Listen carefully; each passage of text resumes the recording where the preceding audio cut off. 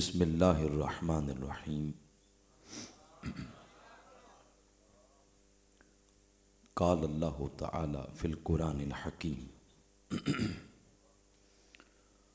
اعوذ باللہ من الشیطان الرجیم انما ولیکم اللہ ورسولہ والذین آمنوا الذین یقیمون الصلاۃ ویؤتون الزکاۃ وہم راکعون صدق اللہ مولانا العظیم۔ ان اللہ وملائکتہ یصلون علی النبی یا ایہا الذین آمنوا صلوا علیہ وسلموا تسلیما۔ اللہم صلی علی سیدنا و مولانا محمد وعلی آلہ وصحبہ وبارک وسلم۔ مل کر تمام احباب میرے ساتھ اپنے آقا و مولا آقا نعمت حضور نبی رحمت صلی اللہ علیہ وسلم کی بارگاہ میں قلبی حضوری اور توجہ کے ساتھ درود و سلام پیش کریں۔ الصلاۃ والسلام علیک یا رسول اللہ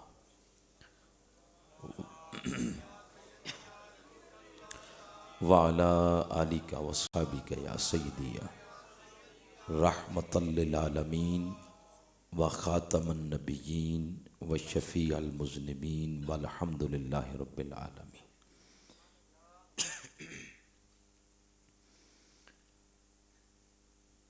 عزت اور تکریم کے لائق پیر سید محمود علی شاہ صاحب ہمدانی ادام اللہ ظلکم آستانہ علیہ جھنڈو سیدہ، قابل عزت محترم المقام الحافظ القاری عبد الوحید قادری صاحب دامت برکاتکم العالیہ، دیگر علماء کرام، نقیب مجلس محترم وقاص سجاد صاحب، قرہ حضرات، ائمہ کرام اور آستانوں سے منسلک محبت کے لائق جمیع غلامان مصطفیٰ صلی اللہ علیہ وآلہ وسلم، محبان اہل بیت اور سگے میراں حضور غوث الاعظم سرکار اور انجمن غلامان غوثیہ مہریہ کھنگر کے جملہ اراکین اور اس گاؤں سے اور اس علاقے سے تعلق رکھنے والے معززین، بزرگوں، نوجوان ساتھی اور عزیز بچوں، الحمدللہ اللہ پاک کی توفیق سے یہ نشست ہم سب کو نصیب ہوئی۔ اس نشست کو اللہ میرے لیے اور آپ کے لیے، ہم سب کے لیے بخشش اور نجات کا ذریعہ بنائے، اور اللہ کے جن برگزیدہ بندوں کا ذکر خیر آج ہم کریں گے، سنیں گے، اللہ ان بندوں کی غلاموں کی صف میں ہمارا نام بھی لکھ دے۔ ہماری خوش قسمتی ہے کہ شاہ ہمدان کے گھر کے چشم و چراغ آج اس مجلس کی صدارت فرما رہے ہیں۔ اللہ کریم شاہ ہمدان کا فیض دنیا پوری میں عام فرمائے۔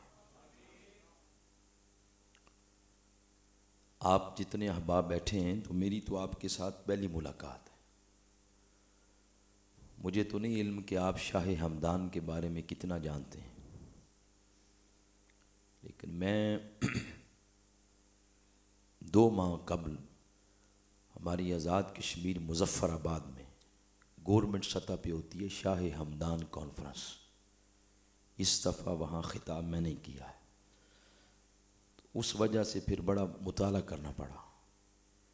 شاہ ہمدان کی جو شخصیت ہے، جن کے وجود سے کشمیر کے ذرے ذرے میں خشیت الہی اور عشق رسول کے خیرات کوٹ کوٹ کے بھری ہوئی ہے۔ اللہ کریم اس عظیم خانوادے کے ساتھ ہماری عقیدتوں کو روز قیامت بخشش کا ذریعہ بنائے۔ میرے وہ قابل عزت بھائی جنہوں نے اس مجلس کا اہتمام کیا ہے، مجھے ان کے نام نہیں تمام کے یاد، لیکن جس نے بھی کیا ہے وہ رب خوب جانتا ہے۔ اللہ سب کو شہر مدینہ پاک کی زندگی میں بار بار زیارت عطا فرمائے۔ بندہ نچیز جو آپ کے سامنے گفتگو کرنے والا ہے کر رہا ہے، میں ابھی 2 دن قبل مدینہ پاک کے انوار و تجلیات اپنی آنکھوں میں لے کے آیا ہوں۔ کسی شاعر نے کہا تھا، پوچھتے کیا ہو کہ مدینے سے میں کیا لایا ہوں، اپنی آنکھوں میں مدینے کو بسا لایا ہوں۔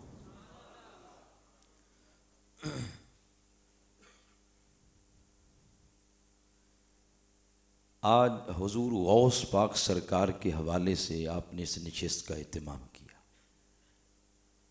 اس ضمن میں نے قرآن حکیم کا 6 پارہ 5 نمبر سورہ المائدہ، اس کی آیت نمبر 55 تلاوت کی ہے۔ اس آیت کی روشنی میں 2 چیزیں بیان کروں گا، ایک حقیقت ولایت اور دوسرا شان و عظمت حضور غوث الاعظم سرکار رضی اللہ تعالیٰ عنہ۔ حقیقت ولایت کے ضمن میں ہم اس عظیم ہستی کا ذکر کریں گے جو ولایت کی دنیا میں اس آیت کریمہ کا پہلا مصداق ہے،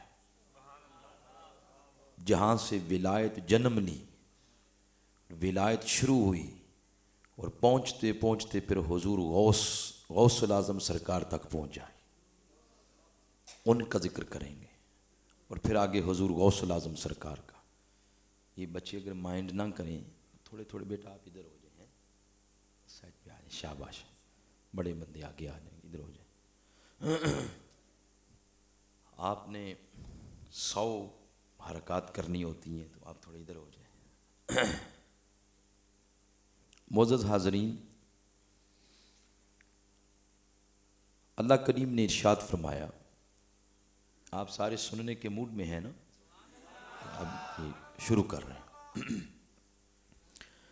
اللہ کریم نے ارشاد فرمایا، انما ولیکم اللہ،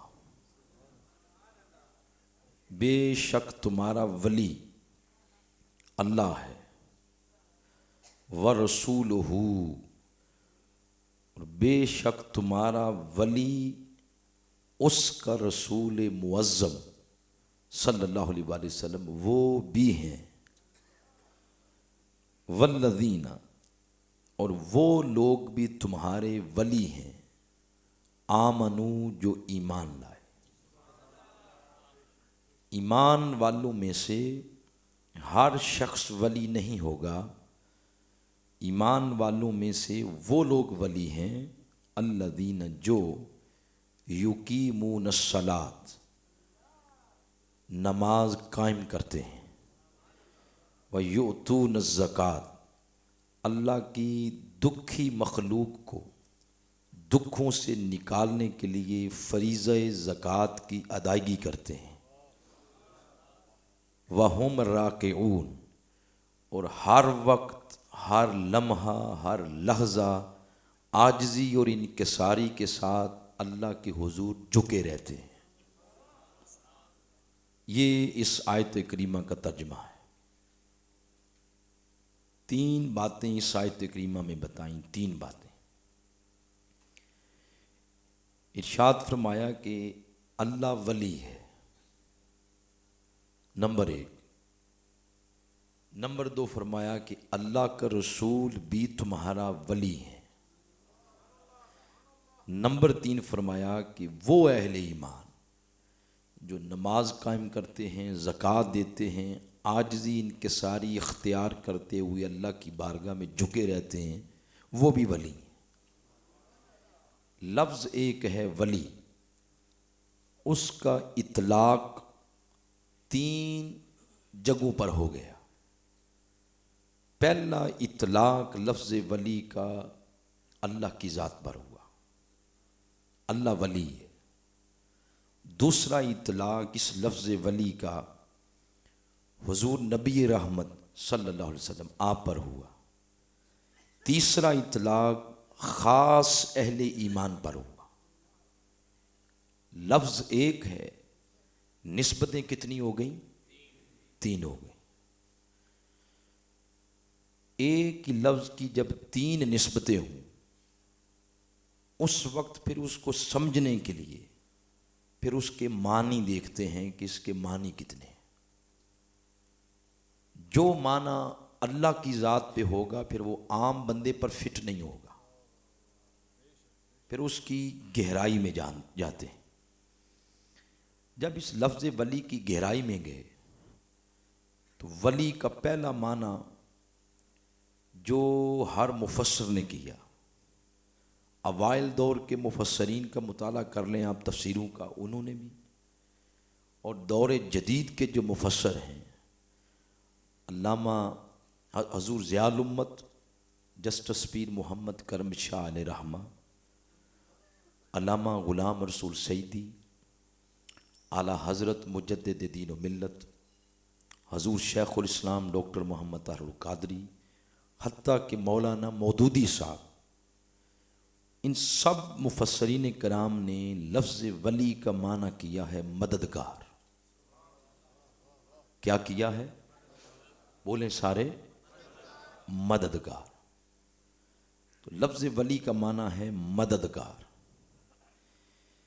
ایک لفظ ولی کا معنی ہے محب، محبت کرنے والا. ایک لفظ ولی کا معنی ہے محبوب. کتنے ہو گئے؟ 3. چوتھا لفظ ولی کا معنی ہے دوست. 5واں لفظ ولی کا معنی ہے نگہبان. 6ٹھا لفظ ولی کا معنی ہے وارث. 7واں لفظ ولی کا معنی ہے حفاظت کرنے والا، محافظ. اور 8واں لفظ ولی کا معنی ہے مشکل کشا. کیا معنی ہے؟ کتنے معنی ہو گئے؟ 8 معنی ہو گئے. 8 کے 8 معنی کے اندر جب اللہ کی ذات کو دیکھیں تو اس کے مشکل کشا ہونے میں آپ میں سے کسی کو شک ہے؟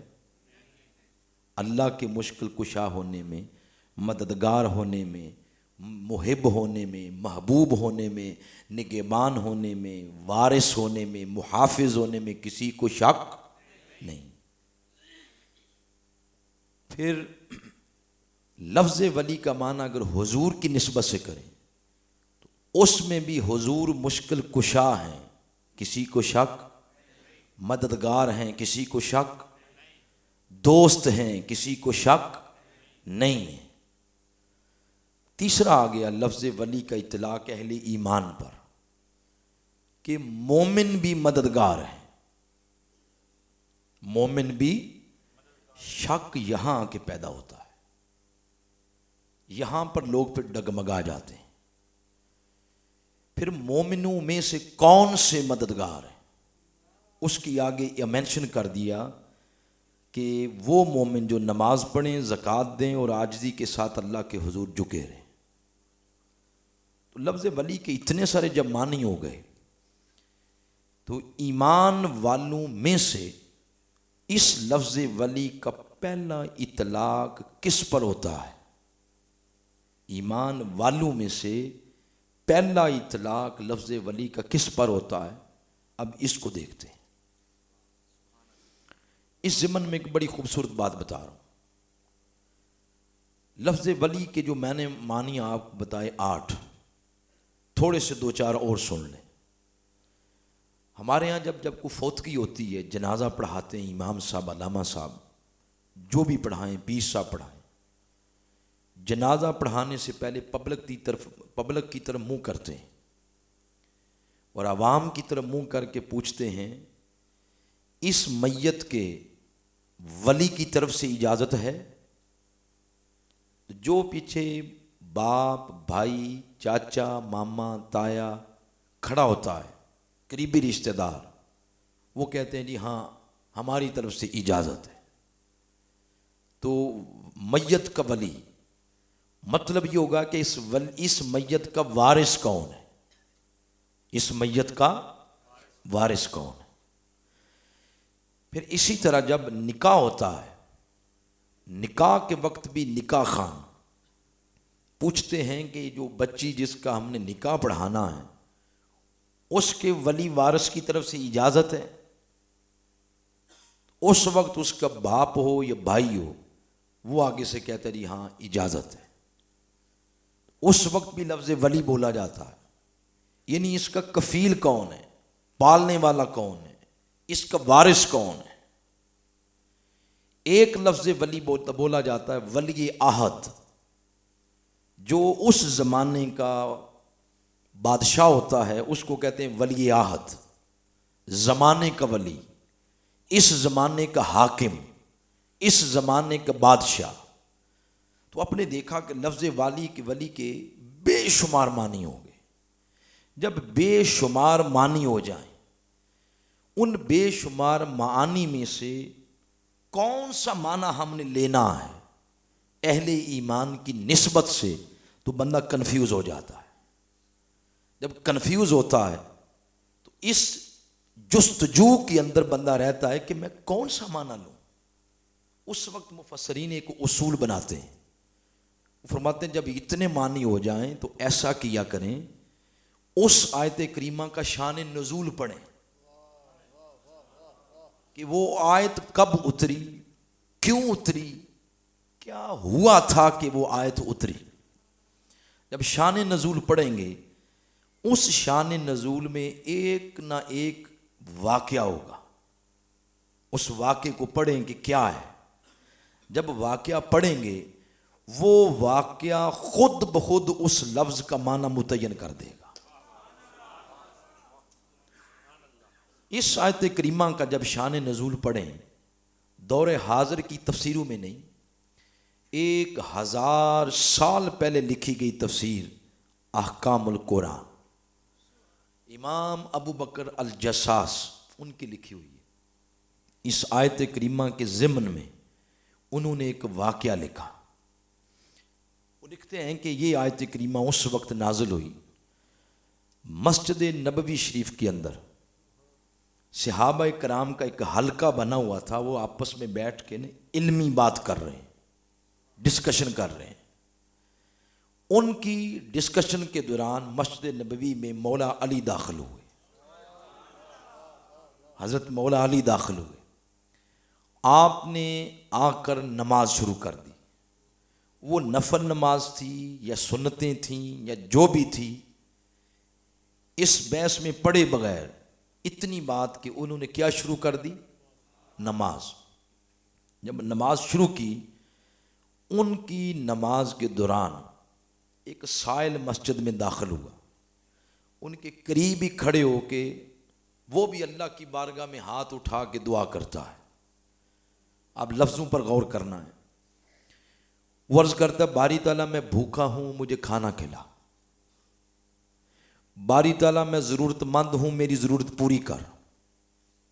میں حاجت مند ہوں میری حاجت روائی کر، میں مشکل میں مبتلا ہوں میری مشکل کشائی کر. یہ اس نے جملے بولے، دعا کر کے تو وہ کھڑا رہا. مولا علی نماز پڑھ رہے تھے. جب تھوڑی دیر گزر گئی، نہ اس کو کھانا ملا، نہ اس کی ضرورت پوری ہوئی، نہ اس کی حاجت روائی ہوئی، نہ اس کی مشکل کشائی ہوئی. اب عرش کی طرف دیکھتا ہے اور شکوہ کر کے وہاں سے جانے لگا. عرض کرتا ہے مولا میں آیا تھا تیری بارگاہ میں دعا کرنے کہ مولا مجھے کھانا کھلا، میری ضرورت پوری کر، میری حاجت روائی کر، میری مشکل کشائی کر. تو مولا کچھ بھی نہیں ہوا، خالی دامن میں تیرے دربار سے تیرے گھر سے جا رہا ہوں. جو ہی جانے لگا تو حضرت مولا علی نے اپنا دایاں ہاتھ ایسے آگے کر دیا. نماز پڑھتے آپ کی 5 انگلیوں میں سے کسی انگلی میں ایک قیمتی انگوٹھی تھی، اس میں قیمتی نگینہ جڑا ہوا تھا. آپ نے ہاتھ ایسے کیا تو ایسے وہ انگوٹھی والی انگلی کو ہلایا. مطلب یہ تھا کہ یہ اتار لے، اور اتار کے لے جا اور بازار میں بیچ کے اپنی ضرورتیں پوری کر لے. اور دوسری روایت یہ ہے کہ آپ نے ایسے انگوٹھے کے ساتھ اس کو پریس کیا تو وہ نیچے گر گئی.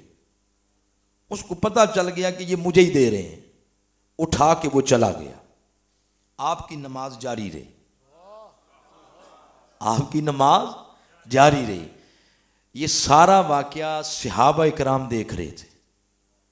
انگشت بدندہ ہو گئے کہ ان کی نماز ہوئی یا نہیں ہوئی، نماز ٹوٹ گئی یا نماز ہو گئی. اس عمل کا ان کی نماز پر اثر کیا پڑا؟ جب نماز مکمل ہو گئی، آپ نے سلام پھیرا تو صحابہ کرام ایک دوسرے سے پوچھتے ہیں کہ ان سے پوچھے نا کہ یہ کیا کیا ہے آپ نے. حالت نماز کے اندر آپ نے ایک سائل کو انگوٹھی دے دی. دوسرا ایک صحابی بولا کہ ان سے پوچھنے کی بجائے آقا خود موجود ہیں تو جا کے آقا سے پوچھتے ہیں. وہ سارے اٹھے اور حضور کے پاس چلے گئے.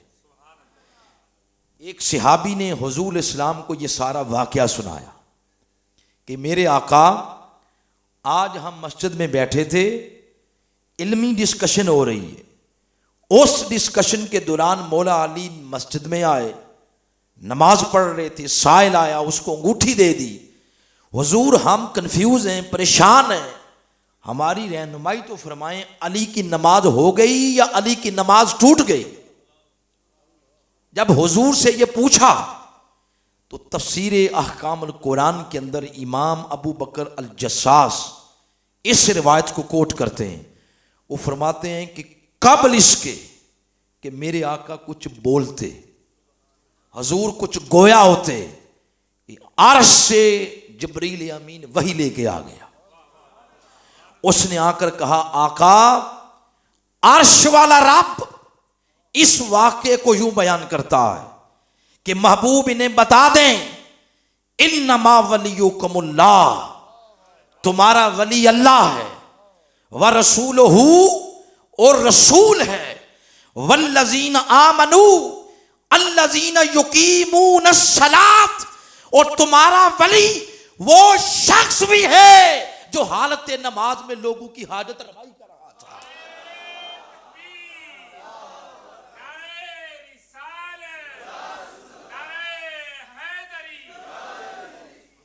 جو حالت نماز میں لوگوں کی حاجت روائی کر رہا تھا. یہ آیت کریمہ اتر آئی.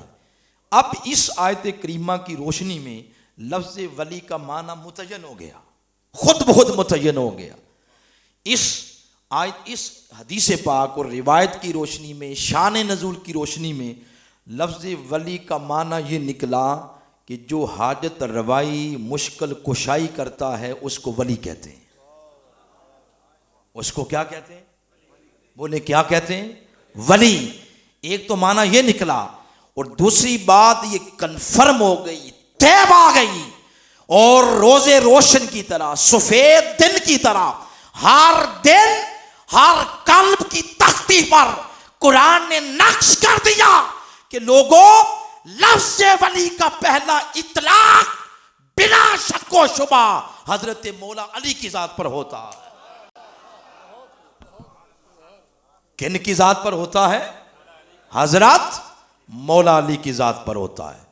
تو ولایت کی دنیا کا پہلا نقش حضرت مولا علی ہے، جس طرح نبوت کی دنیا میں پہلا نقش اللہ نے اپنے محبوب محمد مصطفیٰ کو بنایا، تو ولایت کی دنیا میں پہلا نقش ولایت اللہ نے حضرت سیدنا مولا علی شیر خدا کی ذات کو بنایا۔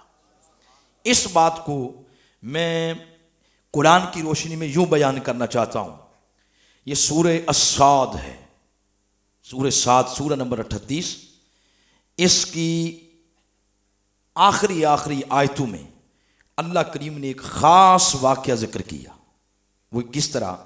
فرمایا اذ قال ربک للملائکہ انی خالق بشرا من طین، جب رب نے اپنی ملائکہ سے فرمایا میں زمین پہ بشر بنانے لگا ہوں، پھر وہ بن گیا، فَإِذَا سَوَّيْتُهُ، اس کا بیلنس کیا، وَنَفَخْتُ فِيهِ مِن رُوحِي، اس میں اپنی روح پھونکی، فَقَعُوا لَهُ سَاجِدِينَ، اور فرشتوں سے کہا کہ سب فرشتے بھئی اس کو سجدہ کرو، آدم علیہ السلام کو، فَسَجَدَ الْمَلَائِكَةُ كُلُّهُمْ أَجْمَعُونَ، تمام ملائکہ سجدے میں گر گئے، سجدہ کیا، الا ابلیس، سوائے شیطان کے، ابلیس کے، اس نے سجدہ نہیں کیا، استکبر، اور تکبر کیا۔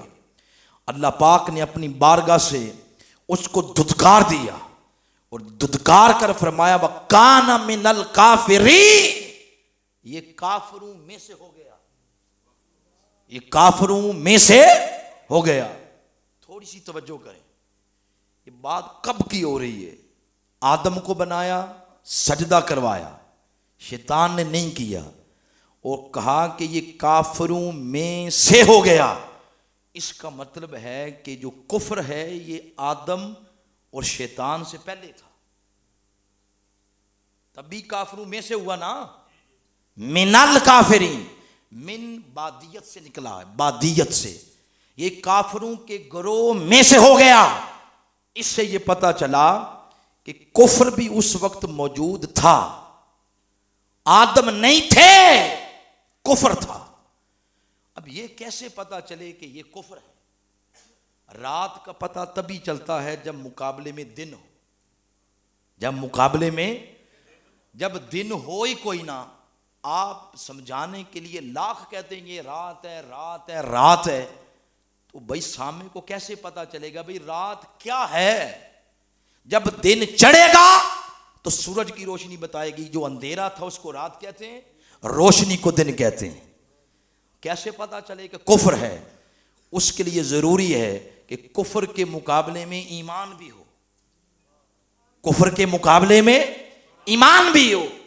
اگر آدم اس سے پہلے کفر تھا تو لازمی ہے کہ کفر کے مقابلے میں بولیں ایمان بھی ہو۔ تو ایمان تھا کس کی شکل میں؟ حدیث پاک ہے، آقا علیہ السلام نے فرمایا کنتو انا و علیان نور بین ید اللہ تعالی قبل ان یخلق آدم باربعۃ عشر۔ آقا علیہ السلام نے فرمایا ایمان آدم کی تخلیق سے پہلے یا میری شکل میں تھا یا علی کے نور کی شکل میں تھا۔ آدم کی تخلیق سے پہلے ایمان یا تو نور محمد کی شکل میں تھا یا نور علی کی شکل میں تھا۔ تو دو نور وہ آدم کی تخلیق سے پہلے بھی تھے، ایک نور محمد اور ایک نور علی۔ نور محمد اس لیے تھا کہ اس نور سے اللہ نے نبی بنانے تھے، انبیاء بنانے تھے، رسول بنانے تھے، اور رسول علی اور نور علی اس لیے تھا کہ نور علی سے اللہ پاک نے اولیاء کو بنانا تھا۔ اب یہ دونوں نور سفر طے کرتے ہیں، دونوں نور سفر طے کرتے ہیں۔ آگے آگے نور مصطفیٰ ہے اور پیچھے پیچھے نور علی ہے۔ جو شجرہ، جو حسب، جو نسب، جو جد امجد میرے آقا کے ہیں، وہی شجرہ، وہی حسب، وہی نسب حضرت مولا علی کا ہے۔ وہ کس کا ہے؟ حضرت مولا علی کا ہے۔ میرے آقا کے دادا کا نام بھی حضرت بولیں حضرت عبد المطلب۔ آقا علیہ السلام کے دادا جان بھی وہی اور مولا علی کے دادا جان بھی حضرت عبد المطلب ہے۔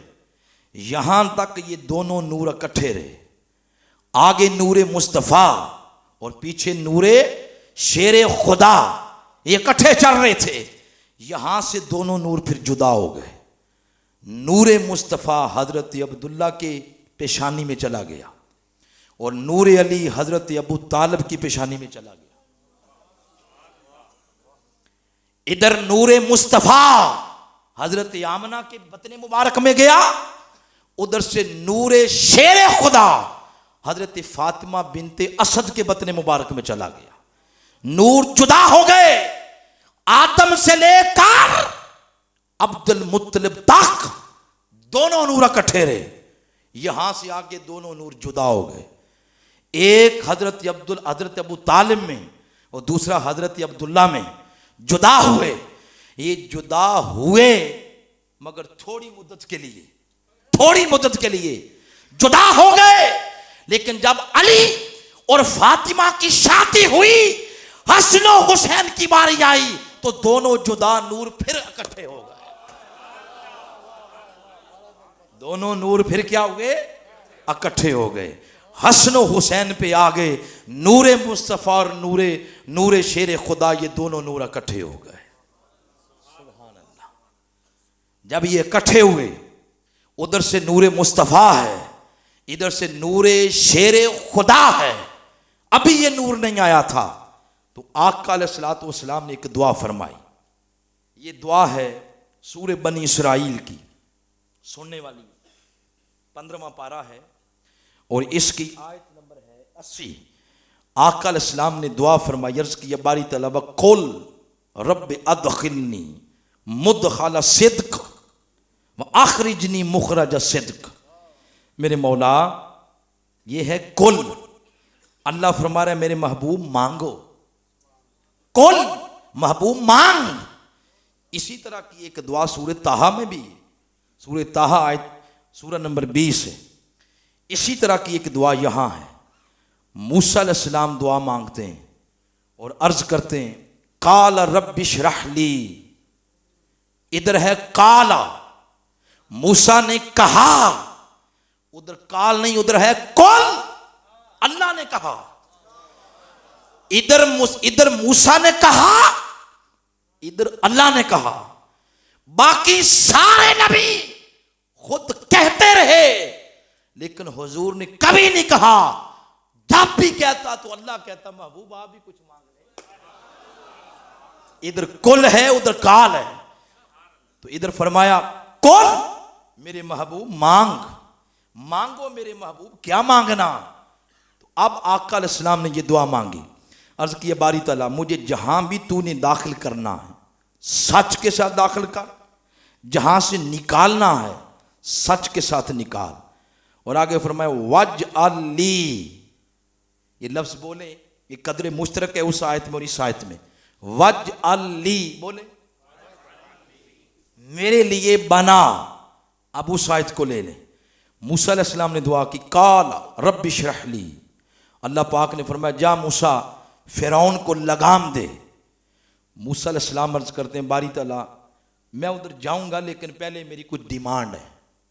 فرمایا بتا کیا ڈیمانڈ ہے؟ عرض کیا باری تعالیٰ قال رب اشرح لی، پہلے تو میرا ایسا کر، قال رب اشرح لی صدری، میرا سینہ کھول۔ فرمایا ٹھیک ہے ہو گیا، اور بتا۔ عرض کیا یسر لی امری، مولا میرے کام تھوڑے مشکل ہیں آسانی پیدا کر۔ فرمایا ہو گیا، اور مانگ۔ عرض کیا واحلل عقدۃ من لسانی، میری زبان بات کرتے ہوئے لڑکھڑاتی ہے، اس کا سکم دور کر۔ فرمایا وہ بھی ہو گیا، اور بتا یفقہ قولی، فرمایا عرض کیا مولا مجھے قوت بیان دے، میں بات کروں لوگوں کے دلوں میں پیوست ہو جائے۔ فرمایا یہ بھی ہو گیا، اور بتا۔ اب عرض کیا وجعل لی، مولا میرے لیے بنا، اس کے بھی الفاظ ہیں آقا علیہ السلام کی دعا کی، وجعل لی، مولا میرے لیے بنا۔ موسیٰ علیہ السلام نے کیا مانگا؟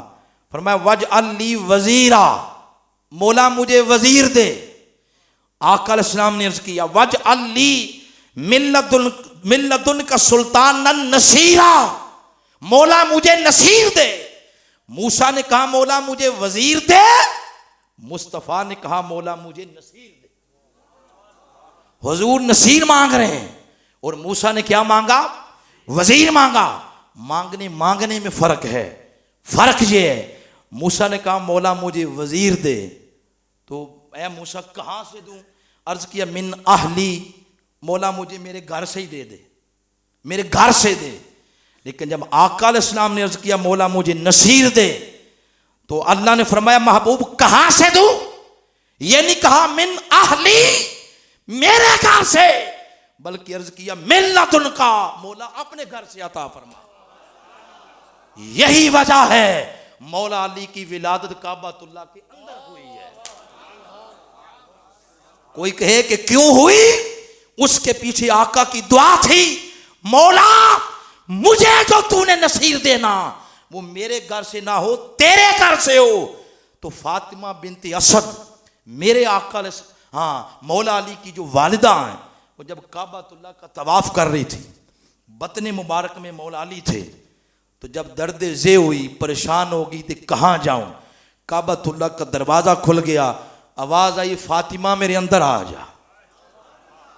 وہاں مولا علی کی ولادت ہوئی۔ اور کیوں ہوئی؟ اس لیے اس ولادت کے پیچھے میرے آقا کی دعا تھی، من لدن کا، مولا مجھے اپنے گھر سے عطا فرما۔ تو موسیٰ علیہ السلام نے مانگا وزیر، اللہ نے دیا ہارون، اور جب آقا نے مانگا نصیر تو اللہ پاک نے مولا علی دے دیے۔ اور تھوڑا سا ایک سمجھنے والا نقطہ ہے بڑا پیارا، نصیر کا معنی ہے مددگار۔ کیا معنی آ گیا نا؟ وہ معنی مددگار۔ یہ نہیں عرض کیا کہ مولا سلطان النصر مجھے مدد دے، مدد نہیں مانگی، مددگار مانگا۔ جب مددگار مانگا، پہلی جنگ ہے جنگ بدر، وہاں سے شروع ہو جائیں 83 جنگیں جو آقا علیہ السلام کی حیات طیبہ میں لڑی گئیں، 83 جنگوں کا ہیرو سلطان النصیرہ مولا علی کی ذات ہے۔ بدر ہو، احد ہو، حنین ہو، احزاب ہو، تبوک ہو، کوئی جنگ ہو، اس جنگ کا ہیرو مولا علی ہے۔ کیوں؟ اللہ پاک نے جو کہہ دیا تھا کہ میرے محبوب تجھے وزیر نہیں نصیر دے رہا ہوں، کوئی میدان ایسا نہیں ہوگا جس میدان میں علی تیرا اور اسلام کا نصیر نہیں ہوگا۔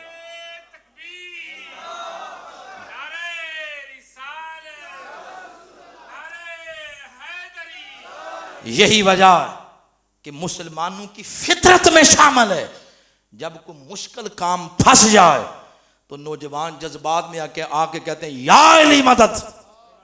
یہی وجہ ہے آپ کی پاک فوج، پاک آرمی، اس میں جرت اور بہادری کے بڑے بڑے تمغے دیے جاتے ہیں، مگر سب سے بڑے تمغے کا نام نشان حیدر ہے۔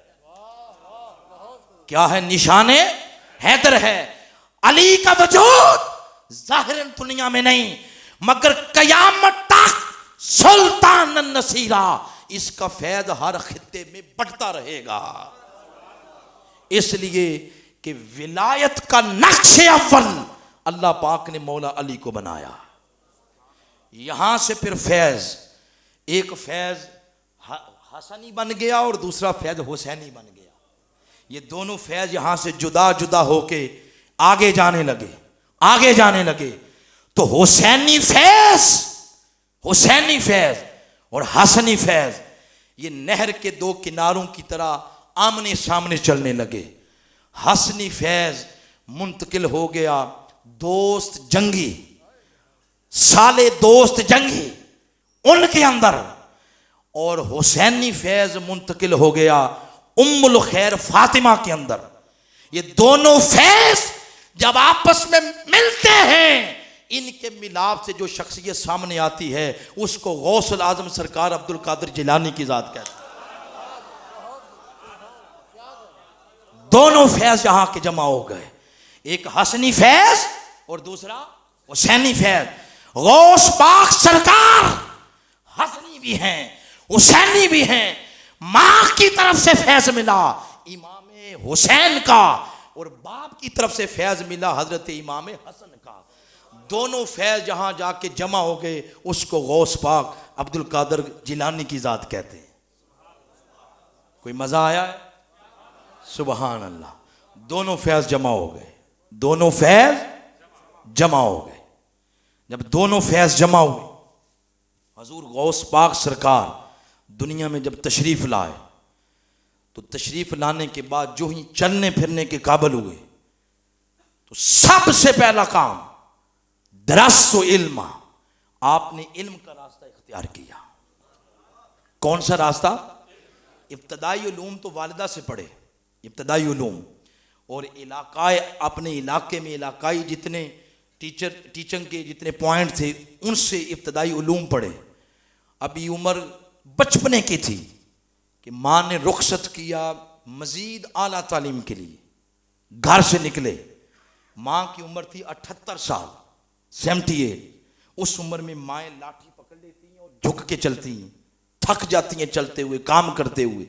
ضرورت ہوتی ہے کہ کوئی بندہ ان کا سہارا بنے. لیکن جب علم کے لیے نکلے تو ماں نے ہنستے مسکراتے چہرے کے ساتھ اپنے بیٹے کو رخصت کر دیا. پتا تھا کہ نانے کے دین کی حفاظت خالی پیر بننے سے نہیں ہوتی، نانے کے دین کی حفاظت علم کی تلوار سے ہوتی ہے.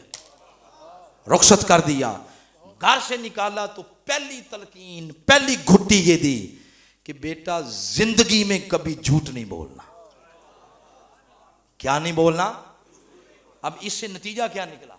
نتیجہ یہ نکلا کہ پہلا سیلوٹ تو پھر حضور غوث پاک کی ماں کو کرنا چاہیے جس نے امت کو غوث پاک تیار کر کے دیا ہے. پہلا سیلوٹ تو اس ماں کو ہے، جھوٹ نہیں بولنا. 2018 ابھی ختم ہوا ہے، اب کیا ہے 2019 ہے. 2018 کی ایک پوری دنیا کی سروے رپورٹ ہے.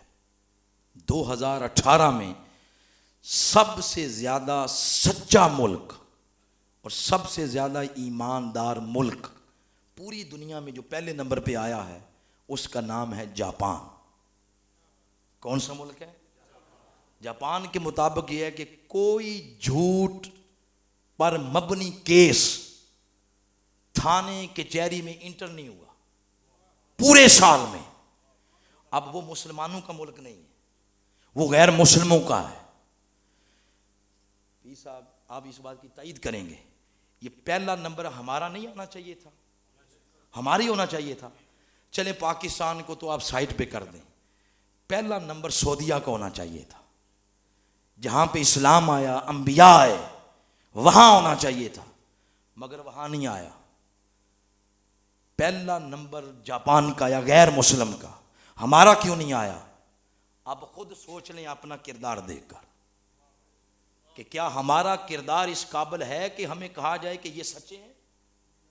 ہر روز ہم جھوٹ بولتے ہیں. آج آپ نے اپنی اس محفل کا نام رکھا سالانہ بڑی عظیم الشان 11ویں شریف. اگر 11ویں شریف کا فیض لینا، سب سے پہلا فیض یہ ہے کہ زندگی میں جھوٹ بولنا چھوڑ دیں. تب پتا چلے گا کہ کھنگر والوں نے حضور غوث پاک کی 11ویں کی محفل سجائی. جھوٹ بولنا چھوڑ دیں. حضور غوث الاعظم سرکار نے ماں کی بات پلے باندھ لی. واقعہ سارا سنا ہوا ہے، لیکن اس جیسے بچے شاید پہلی دفعہ سن رہے ہوں، ان کو سنا دیتے ہیں. جب رستے میں جا رہے تھے تو ڈاکو نے قافلہ لوٹ لیا.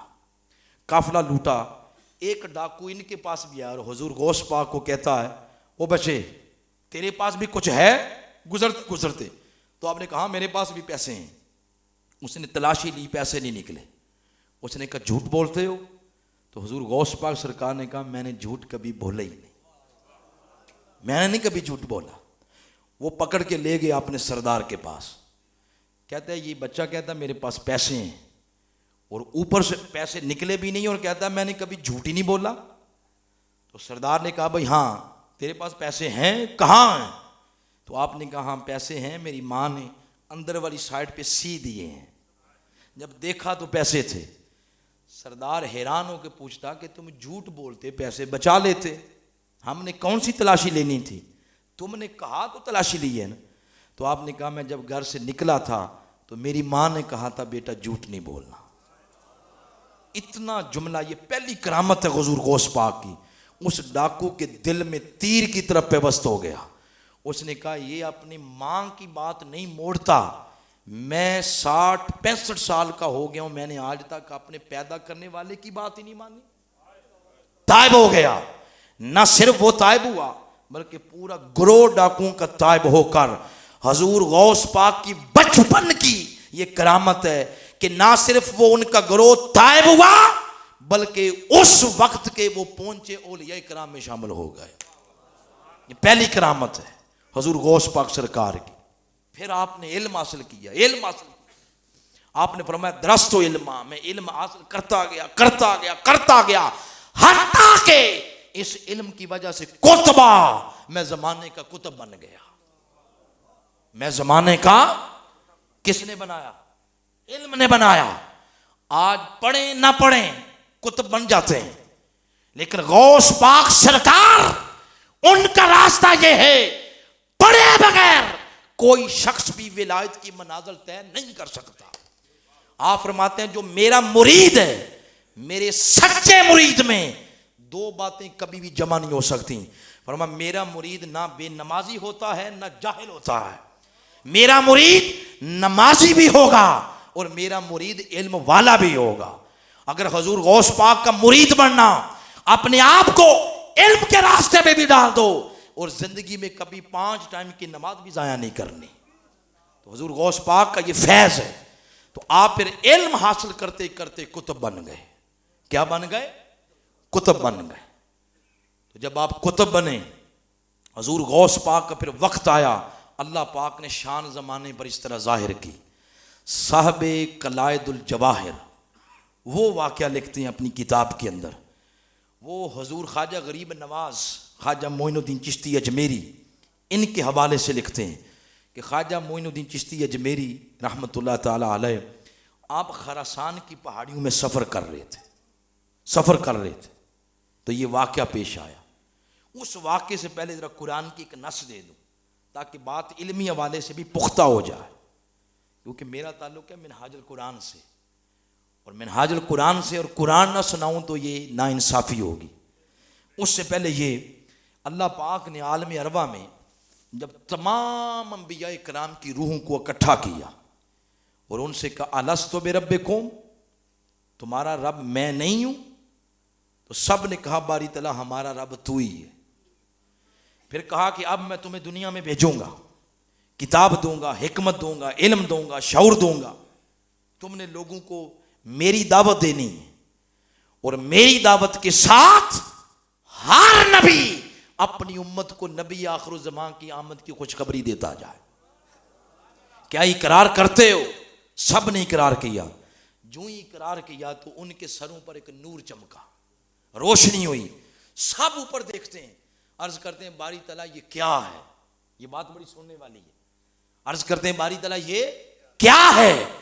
اللہ نے فرمایا جس نبی محمد کی رسالت کا ابھی اقرار کیا یہ اسی نبی محمد کا نور ہے.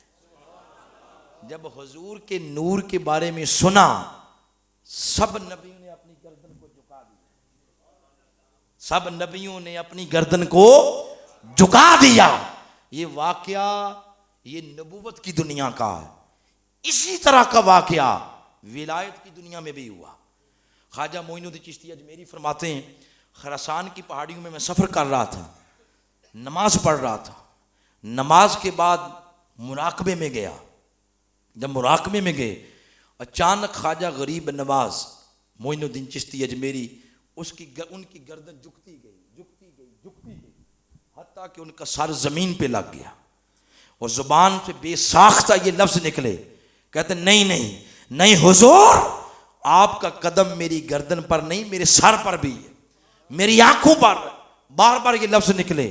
جب آپ کی کیفیت کم ہوئی تو جو خادم تھے ساتھ، انہوں نے کہا حضور آج یہ کیا آپ نے کیا ہے، کس کا قدم آپ کی گردن پر نہیں بلکہ آپ کے سر پر بھی ہے؟ فرمایا سنا نہیں، بغداد میں شہنشاہ بغداد نے اعلان کر دیا، غوث پاک سرکار نے، آپ نے اعلان کر دیا، قدم ہی اللہ راقبت کل ولی اللہ۔ شہنشاہ بغداد بول پڑے ہیں کہ لوگوں قیامت تک ہر ولی کی گردن پر میرا قدم ہے، میں نے اپنا سر اس لیے جھکایا ہے تاکہ ولایت میری سنبھل جائے، بچ جائے۔ اور میں نے یہ لفظ بولے حضور نہیں، آپ کا قدم میری گردن پر نہیں، میرے سر پر بھی ہے۔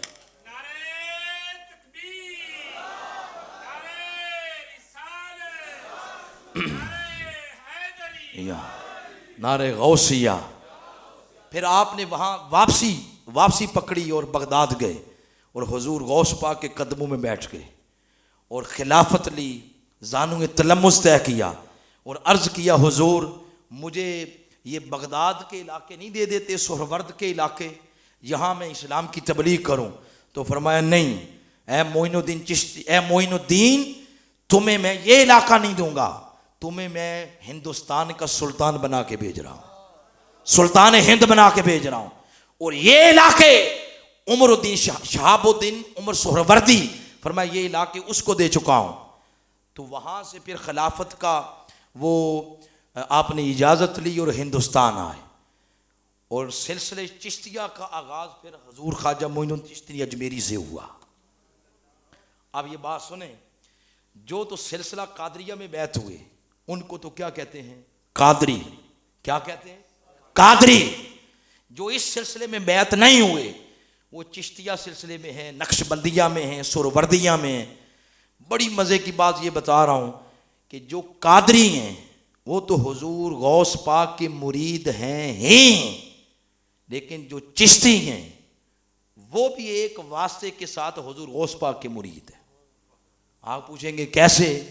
وہ اس طرح کہ اللہ پاک نے جب نبوت کی دنیا میں حضور کی شان کو بلند کیا تو فرمایا میرے محبوب جتنے امتی آپ کے ہوں گے اتنے امتی 1,24,000 نبیوں میں سے کسی نبی کے نہیں ہوں گے۔ جنت میں جنتیوں کی صفیں بنیں گی اور ٹوٹل صفیں ہوں گی 120 صفوں میں سے 80 صفیں امت مصطفیٰ کی ہوں گی، باقی 40 صفیں اور دوسرے انبیاء کی۔ یہ نبوت کی دنیا میں ہے، اور جب ولایت کی دنیا میں آئی جتنے مریدین اللہ پاک نے سرکار غوث پاک کو دیے ہیں اتنے مرید اللہ پاک نے کسی ولی کو نہیں دیے۔ پوچھیں گے کیسے؟ وہ اس طرح کہ قادری سلسلے میں جو بیعت ہوئے وہ تو حضور غوث پاک کے مرید ہو گئے، لیکن جو چشتی سلسلے میں وہ جس پہ کہ وہ سیال شریف ہیں، وہ گولڑا شریف ہیں، وہ بیرا شریف ہیں، وہ پیر پٹھان کے ہیں، وہ خواجہ محاروی کے ہیں، جس کے بھی ہیں، سارے چشتیہ کا جو ہیڈ ہیں وہ خواجہ معین الدین چشتی اجمیری ہیں۔ اور خواجہ معین الدین چشتی اجمیری یہ کس کے مرید ہیں؟ حضور غوث پاک سرکار کے۔ تو جو سلسلہ چشتیہ ہے یہ برانچ بن گئی سلسلہ قادریہ کی، یہ برانچ بن گئی کس کی؟ سلسلہ قادریہ کی۔ پھر خواجہ عمر شہاب الدین سہروردی، یہ بھی حضور غوث پاک کے بیعت۔ جتنے سہروردی سلسلے میں ہیں، سلسلہ سہروردیہ بھی برانچ بن گئی سلسلہ قادریہ کی، یہ بھی حضور غوث پاک کے مرید۔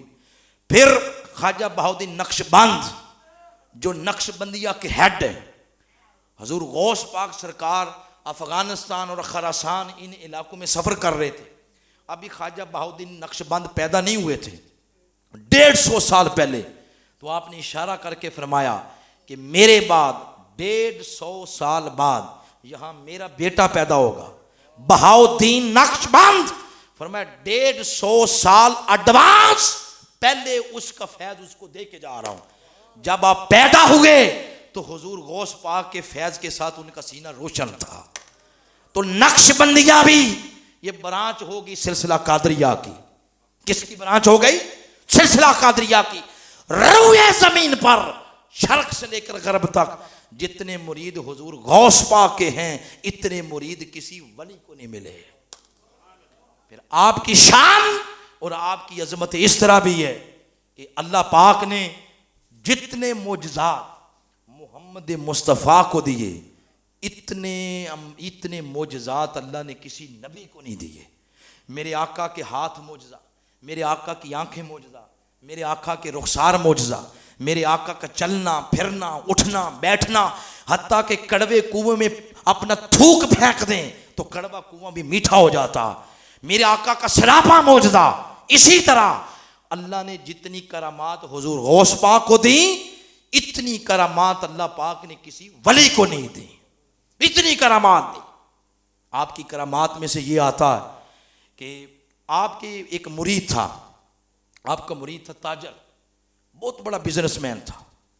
وہ حضور غوث پاک کی بارگاہ میں بھی آتا اور اس کے ایک اور بھی شیخ تھے ان کے پاس بھی جاتا. ایک دفعہ اس نے اپنا مال تجارت کا جہاز بیری بیڑا تیار کیا، جو اس کے اپنے شیخ تھے اپنے پیر تھے ان کے پاس گیا اور جا کر کہتا ہے حضور دعا کریں، میں بیرون ممالک تجارت کے لیے جا رہا ہوں، دعا کریں اللہ پاک مجھے برکت دے. انہیں کہا ذرا 1 منٹ صبر کرو میں مراقبہ کر لوں. تو اولیاء کرام ایسا کرتے ہیں. تو تسبیح پہ ایسے آنکھیں بند کی اور مراقبہ کیا اور پھر آنکھیں کھول دی. فرمایا خبردار اس سفر پہ نہیں جانا، اگر جاؤ گے تو سب کچھ لوٹ لیا جائے گا اور تمہیں قتل کر دیا جائے گا. تقدیر میں یہی لکھا ہوا. وہ پریشان ہو گیا، میرا جہاز کھڑا ہے، لاکھوں روپے کی مالیت کا سامان ہے، مزدور ہیں نوکر چاکر ہیں، تو مرشد منع کر رہے ہیں. وہ وہاں سے نکلا اور جھکتا جھکتا حضور غوث پاک کی مجلس میں آ گیا. حضور غوث پاک خطاب کر رہے تھے، پاس ہی کھڑا ہو گیا. خطاب کے دوران ہی بار بار کہتا ہے حضور ذرا میری بات سننا، حضور ذرا میری بات سننا. لیکن میں خطاب کر رہا ہوں، ادھر کوئی بھائی بولنا شروع کر دے تو مجھے غصہ نہیں آئے گا؟ میں کہوں گا کیوں بول رہے ہو بھائی، بات میں کر رہا ہوں تم کیوں بول رہے ہو؟ حضور غوث پاک خطاب کر رہے ہیں، یہ بار بار باز کھڑے ہو کے ڈسٹرب کر رہا ہے. آپ غصے میں آئے، فرمایا کیا ہے کیوں ڈسٹرب کرتے ہو؟ اس نے آگے عرض کی حضور میں نے جانا ہے سفر پہ، جہاز کھڑا، دعا کریں اللہ برکت دے. فرمایا جاؤ اللہ برکت دے گا، ایسے ڈسٹرب نہ کیا کرو. بے دھیانی میں جملہ نکل گیا اللہ برکت دے گا. وہ چلا گیا، سامان جا کے بیچ دیا، کروڑوں روپے کا منافع کمایا اور واپس آیا. جب واپس آ رہا تھا تو اپنے جہاز میں بیری بیڑے میں اسے خواب آیا. خواب میں دیکھتا ہے کہ ڈاکو آ گئے ہیں، پورا جہاز لوٹ لیا ہے، قتل و غارت شروع کر دی، اور ایک ڈاکو نے تلوار لے کر اس کے سر پہ مارنے لگا. یہ خواب دیکھ رہا، جو ہی اس کے سر پہ وہ مارنے لگا اس کی چیخ نکلی تو آنکھ کھل گئی. آنکھ کھلی تو کہتا ہے شکر ہے یہ خواب سی سچ نہیں ہے. یہ اس نے کہا. پھر آ گیا بغداد شہر میں، تحفے تحائف لے کے اپنے مرشد کی بارگاہ میں گیا. ابھی دوری تھا تو اپنا مرشد جو اس کے تھے انہوں نے کہا چلا جاؤ اس عبد القادر کے پاس، یہ کمال اس کا جو میں نے کہا تھا حق وہی تھا، تیری تقدیر میں لٹنا لکھا تھا، قتل ہونا لکھا تھا، مگر تو جس کے پاس گیا نا عبد القادر غوث پاک کی بارگاہ میں، وہ رب کا اتنا برگزیدہ ہے، اگر اس کی زبان سے بے دھیانی میں الفاظ نکل جائیں رب اپنی تقدیر کو بھی بدل کے رکھ دیتا. فرمایا تیرے مقدر میں یہی تھا کہ تو قتل ہو جائے، اللہ نے پوری تقدیر کو تیرے خواب کے اندر بدل دیا. کیوں؟ غوث پاک کی زبان سے نکل گیا تھا کہ جا اللہ تجھے برکت دے. یہ غوث پاک ہے. اور پھر آپ نے مدرسہ بنایا، مدرسہ تو نظامیہ نام تھا اس کا. پیر پڑھاتے ہیں، پیر کیا کرتے ہیں؟ یہ ہوتے ہیں پیر، پڑھاتے ہیں. اور کیا پڑھاتے تھے؟ ایک دن میں 13 مضمون پڑھاتے تھے. یہاں اگر کوئی ٹیچر بیٹھا ہو پروفیسر، اس سے پوچھ لیں آپ کتنے پڑھاتے ہیں، وہ کہے گا میں 6 پڑھاتا ہوں، 7 پڑھاتا ہوں، 7 سے اوپر کوئی نہیں پڑھاتا. نماز فجر پڑھ کے بیٹھتے، نماز عصر تک پڑھاتے رہتے. 13 سبجیکٹ. اب پنجاب یونیورسٹی، برکلے، آکسفورڈ، بڑی سی بڑی یونیورسٹی میں کسی لیکچرار سے پوچھ لیں کہ آپ کتنے سبجیکٹ پڑھاتے ہیں، کوئی کہے گا 4, کوئی کہے گا 5, 13 سبجیکٹ حضور غوث پاک سرکار ایک ہی نشست کے ساتھ ایک مصلی پر بیٹھ کر 13 سبجیکٹ پڑھاتے تھے. آپ کے مدرسے میں, آپ کی یونیورسٹی میں ایک مائی آئی, اپنا بچہ داخل کروا گئی.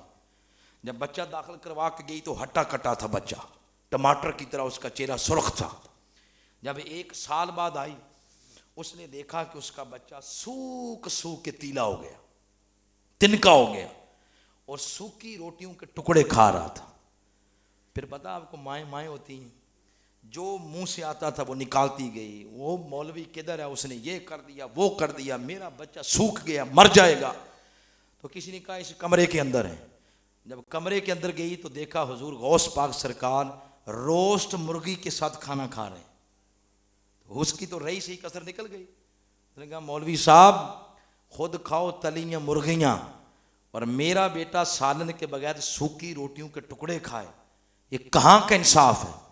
وہ پھر باتیں کرتی گئی, اب سنتے گئے, اور گوشت کھا کے ہڈیاں ایک سائڈ پہ رکھتے گئے.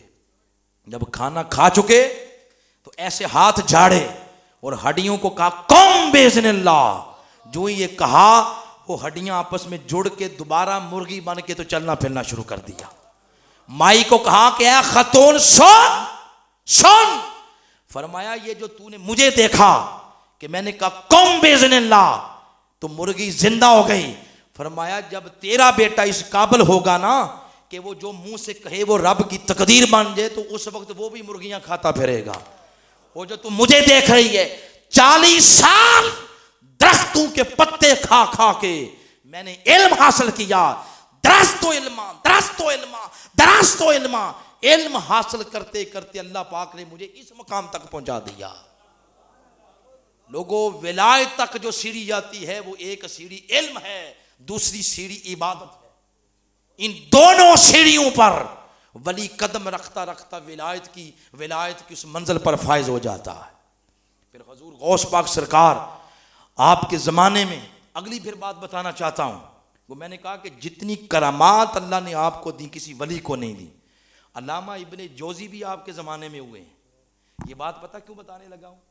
علامہ ابن جوزی کی ایک کتاب ہے, انہوں نے پیروں کے خلاف لکھی. وہ کہتے ہیں میں صوفیاء کو نہیں مانتا, ان کے خلاف لکھی. بعد میں اس کتاب سے رجوع کر لیا اور ایک اور کتاب لکھ دی.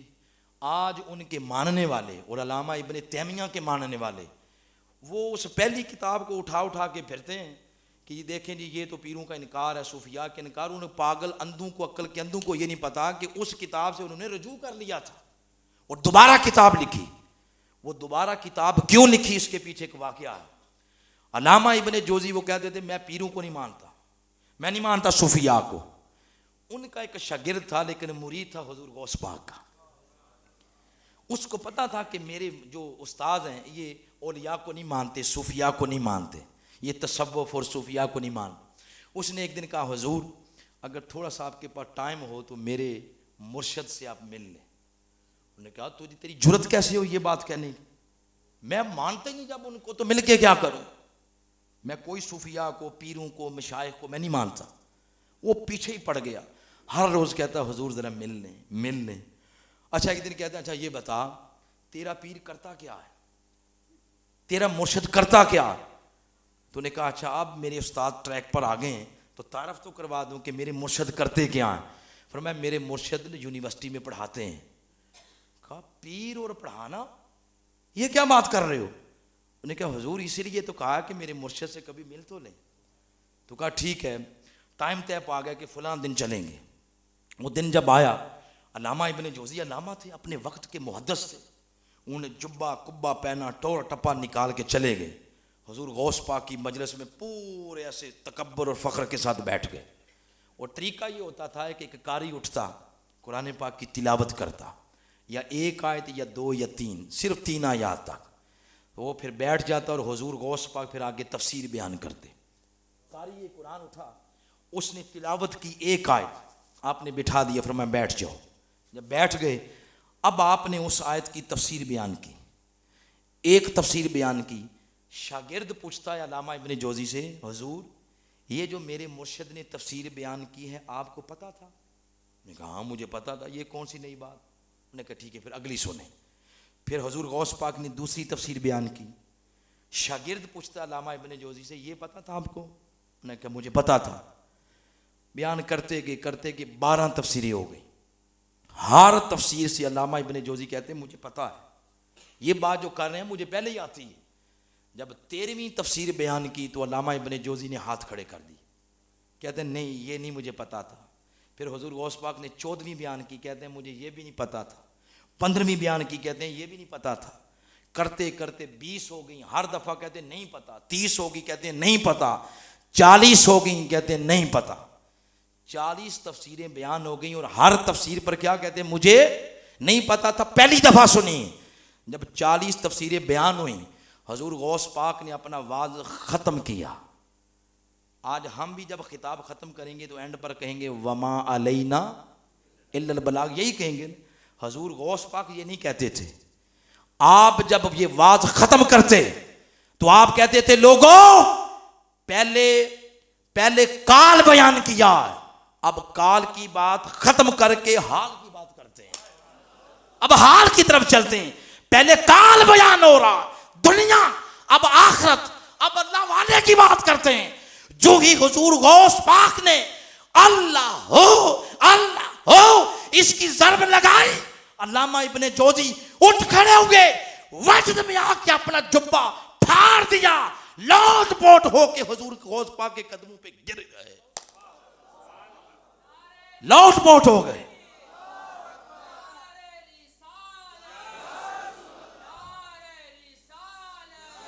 اور تائب ہو گئے.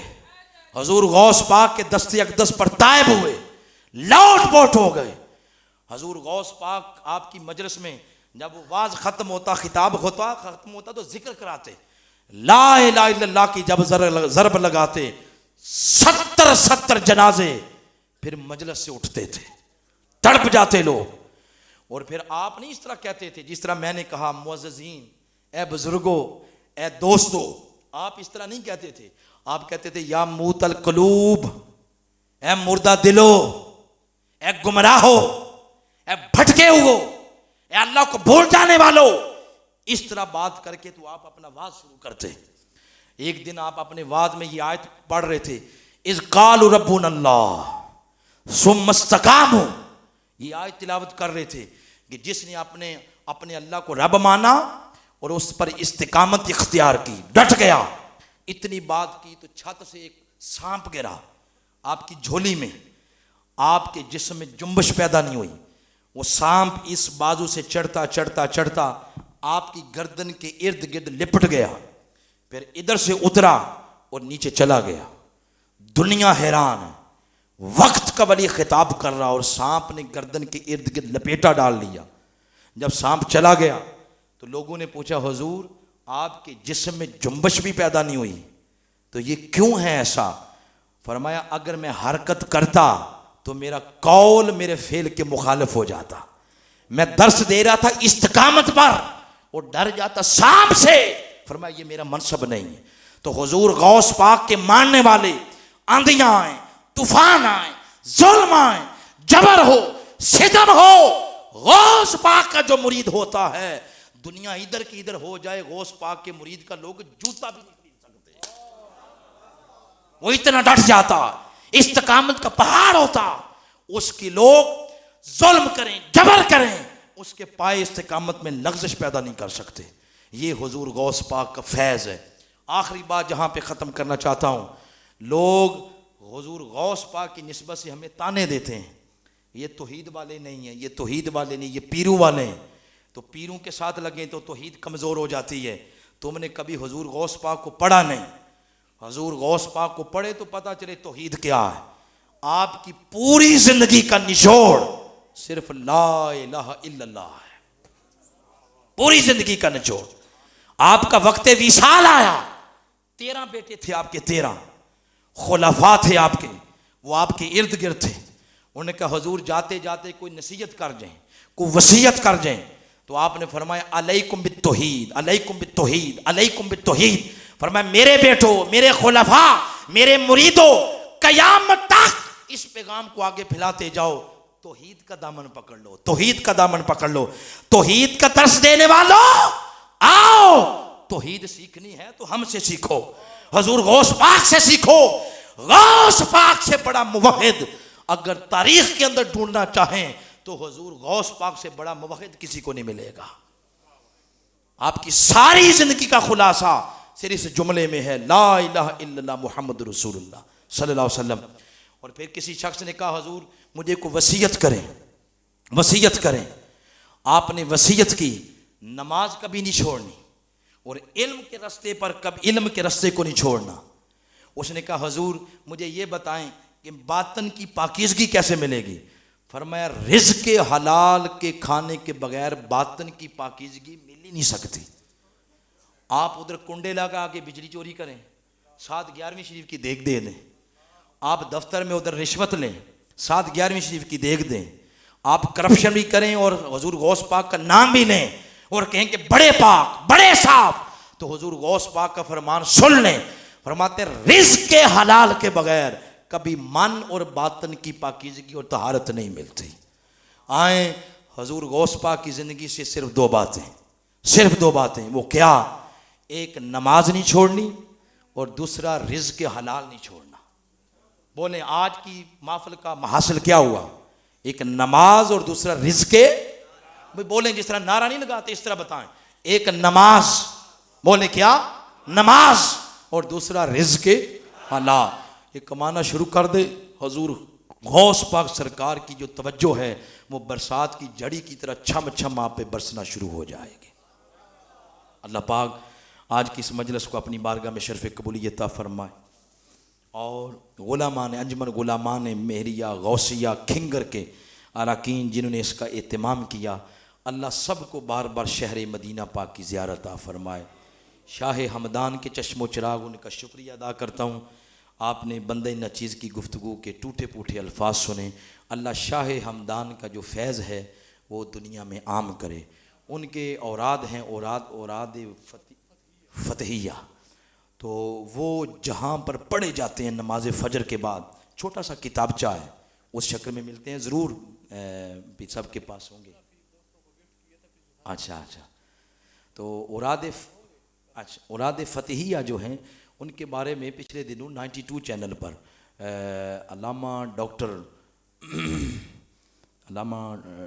ایک ڈاکٹر ہیں جو اقبال اکیڈمی کے چیئرمین ہیں, وہ ہمارے منہاج القرآن کے نام میرے ذہن سے نکل گیا, وہ اوراد فتحیہ کی فضول و برکات بیان کر رہے تھے کہ نماز فجر کے بعد جس گھر میں پڑھے جاتے ہیں چھم چھم اللہ کی بارگاہ سے برکات کا نزول اس گھر پر ہوتا ہے. ہماری کشمیر, مقبوضہ کشمیر ہو یا آزاد کشمیر, اس کا پورا کلچر شاہ ہمدان لے کے آئے تھے, بغداد سے لے کر آئے. کشمیر آج بھی کشمیر کے خطے میں جو روحانیت ہے, جو فیض ہے عشق رسول کا, خشیت الہی کا, وہ فیض شاہ ہمدان کے قدم کی وجہ سے ہے. اللہ پاک ہم سب کا حامی و ناصر ہو. حضور غوث پاک سرکار کی محبت اور آپ کی سیرت عطا فرمائے. میں تحریک منہاج القرآن کے کارکنان اور بالخصوص محترم قاری عبدالوحید صاحب کا شکریہ ادا کرتا ہوں, انہوں نے دعوت دی. اللہ پاک ہم سب کا حامی و ناصر ہو. وما علیہ الا البلاغ المبین.